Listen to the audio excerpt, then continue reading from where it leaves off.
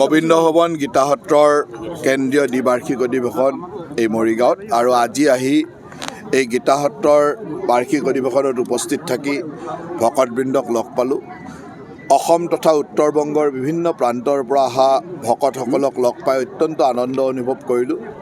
মহাপুৰুষ কৃষ্ণানন্দ ডাঙৰীয়াৰ প্ৰতি শ্ৰদ্ধাঞ্জলি জ্ঞাপন কৰিলোঁ।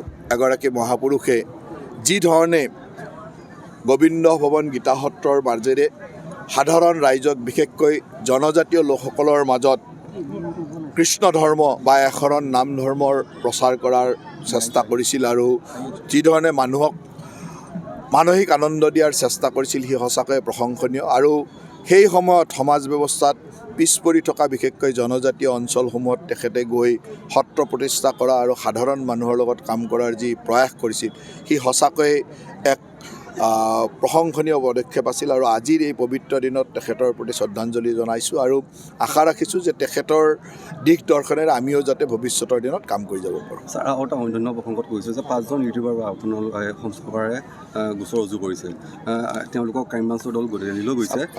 কথাটো এইটোৱে, কিছুমান আছে চাওক, কথাটো এইটোৱে যে আইনৰ দোষত যিসকল দোষী সি ইউটিউবাৰেই হওক অন্যান্য ব্যৱস্থাতে থাকক, আইনে তাৰ ব্যৱস্থা ল'বই।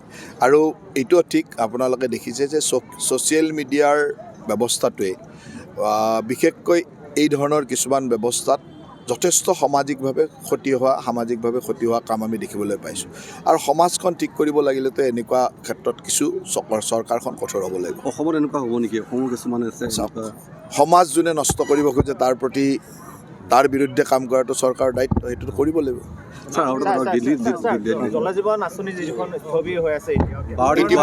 ইতিমধ্যে আমাৰ এইবাৰ কেন্দ্ৰীয় বাজেটত ঘোষণা কৰিছে যে অহা 28 চনলৈকে জল জীৱন মিছন আঁচনি পুনৰ চলাই থকা হ'ব। গতিকে 24 চনত যিহেতু আঁচনিখন শেষ হৈছে, গতিকে এইকেইটা দিন অকণমান স্থবিৰতা যেন আমি দেখিছিলোঁ, কাৰণ আঁচনিখনৰ ম্যাদে আছিল 24 চনলৈকে। গতিকে নতুনকৈ ম্যাদ বঢ়াই নিদিয়ালৈকে আঁচনিখন স্থবিৰতা যেন লাগিছিল। গতিকে এই জানুৱাৰী মাহৰ পৰা অলপ স্থবিৰ লাগি আছিল, কিন্তু ইতিমধ্যেই কেন্দ্ৰীয় বাজেটত 28 চনলৈ চলাব বুলি যেতিয়া ঘোষণা কৰিলোঁ, আগৰ দৰে আকৌ তীব্ৰ গতিত চলি থাকিব। এতিয়া আৰু স্থবিৰতা নাই,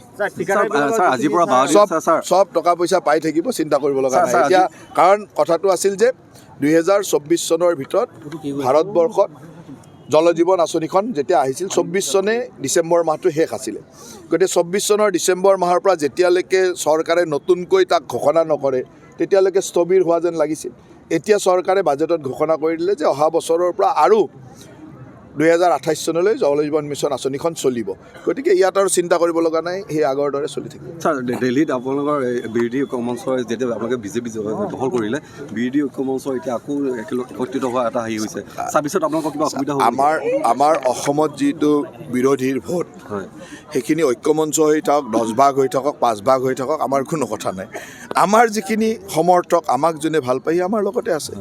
এতিয়া আমাৰ বিপক্ষে থকা লোকখিনি 5 ভাগ হৈ থাকক, 2 ভাগ হৈ থাকক, 1 ভাগ হৈ থাকক, সেইটোৰ লগত আমাৰ কি কথা আছে? কংগ্ৰেছৰ লগত থাকক, ৰাইজৰ দলৰ লগত থাকক, UDFৰ লগত থাকক, আমাৰ কি প্ৰব্লেম আছে? আমাৰতো একো প্ৰব্লেম নাই। ছাৰ, আজিৰ পৰা 12 দিন গুৱাহাটীত পানীৰ যোগান বন্ধ হ'ব, এই ক্ষেত্ৰত গুৱাহাটীত যি 12 দিন নহয়, মাজে মাজে সময়ে বন্ধ হ'ব। কাৰণ আমি যি আগৰ পাইপলাইনটো আছিলে, সেই পাইপলাইনত আমি এতিয়া ৰবটিক ছাৰ্ভে কৰি আছোঁ। ৰবটিক ছাৰ্ভে কৰি থকাৰ কাৰণে আমি পানীৰ সেৱাটো বন্ধ কৰি ছাৰ্ভে কৰোঁ। কাৰণ কিছুমান অঞ্চলত আপোনালোকে বাতৰি প্ৰকাশ কৰি থাকে, কাৰণ সেইবিলাকতো আমি বনোৱা নাছিলে, বহুত আগত কংগ্ৰেছ চৰকাৰৰ দিনতে হোৱা মেক্সিমাম। সেই কি বনাই থৈ গ'ল আমাৰ ওচৰত তথ্য নাই। এতিয়া আমি সেইকাৰণে মাজে মাজে ক'ৰবাত পাইপ ফুটি গণ্ডগোল হৈ থাকে, সেই বস্তুখিনি ভালকৈ চাবৰ কাৰণে যাতে ভৱিষ্যতে এনেকুৱা ধৰণৰ অঘটন নঘটে, তাৰ কাৰণে আমি পাইপৰ ভিতৰে ৰবটিক ছাৰ্ভে কৰিব বিচাৰিছোঁ। আৰু ৰবটিক ছাৰ্ভে কৰাৰ সময়ত পানী যোগানটো বন্ধ থাকিব। গতিকে ৰবটিক ছাৰ্ভেটো হৈ গ'লে আমি ভৱিষ্যতৰ দিনত আৰু কোনো দুৰ্ঘটনা নোহোৱাকৈ আমি ৰাখিব পাৰিম বুলি আমাৰ বিশ্বাস। আৰু সেইটো IIT গুৱাহাটীয়ে আমাক এটা এডভাইচ দিছিলে, আৰু IIT গুৱাহাটীৰ এডভাইচ মতে আমি কামখিনি কৰিছোঁ। ছাৰ, এতিয়াও বহু গাঁও আছে, এতিয়াও জল জীৱন মিছনৰ 2028 যেতিয়া জল জীৱন চলিব, চিন্তা কৰিব নালাগে, এতিয়া হৈ যাব। যিকোনো খবৰৰ বাবে যোগাযোগ কৰক 7099017330 লগতে 7099017110 নম্বৰত।